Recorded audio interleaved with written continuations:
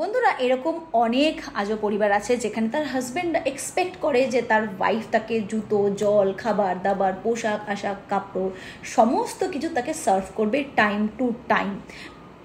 সবসময় রেডি থাকবে, স্টেডি থাকবে।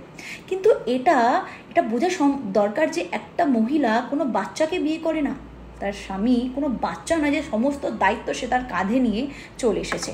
হ্যাঁ, কোনো মহিলা যদি হাউসওয়াইফ হয় সেই ক্ষেত্রে তবুও ঠিক আছে, কিন্তু এরকম অনেক পরিবার আছে যেখানে দুজনেই কাজ করে বাড়ি ফিরছে, তবুও জলটা তার ওয়াইফকেই সার্ভ করতে হচ্ছে।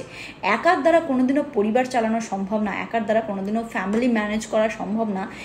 এটা বুঝেও অনেক পুরুষ মানুষ আছে যারা নিজেকে ডেভেলপ করতে পারে না, কারণ তারা ভাবে যে সংসারের কাজ করা মানে হচ্ছে পুরুষত্বকে জলাঞ্জলি দেওয়া, কারণ সে সেই মেন্টালিটি নিয়ে বড় হয়েছে।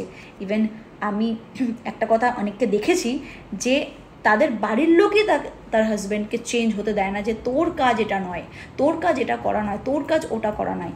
আর চাইলেও কোনো পুরুষ মানুষ তার ওয়াইফকে হাউড হোল্ড চোরস করতে হেল্প করে না বা করতে পারে না।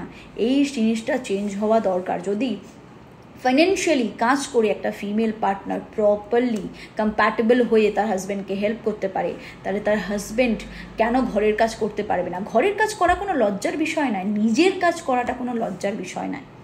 এটা চেঞ্জ হওয়া দরকার।